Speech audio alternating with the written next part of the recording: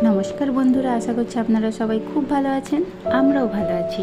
তো বাজারে আজকে তাজা পাবদা মাছ পাওয়া গেছে, তাই ভাবলাম এত ফ্রেশ পাবদা মাছটা একটু ভাপা বানিয়ে নিই, খেতে কিন্তু দারুণ লাগে।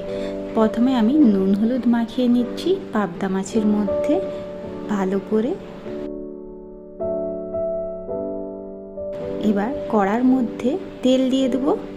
একটু তেলটা বেশি পরিমাণ দিতে হবে, সর্ষে তেল। তারপর নুন হলুদ মাখানো পাবদা মাছগুলো কিন্তু এক এক করে কড়ার মধ্যে এইভাবে সাজিয়ে নেব।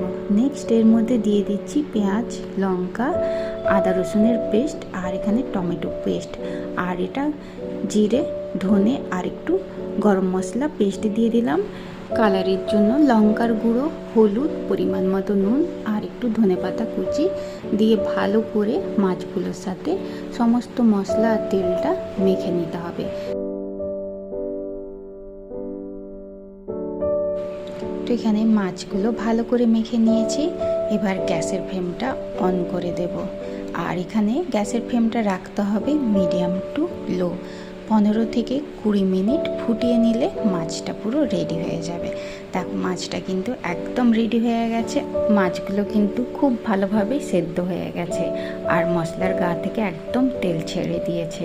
তো এটা গরম ভাতের সঙ্গে খাওয়ার জন্য পাবদা মাছের ভাপাটা একদম রেডি। এইভাবে মাছ ভাপা বানালে খেতে খুবই টেস্টি হয়, পুরো ভাতও খাওয়া হয়ে যায়।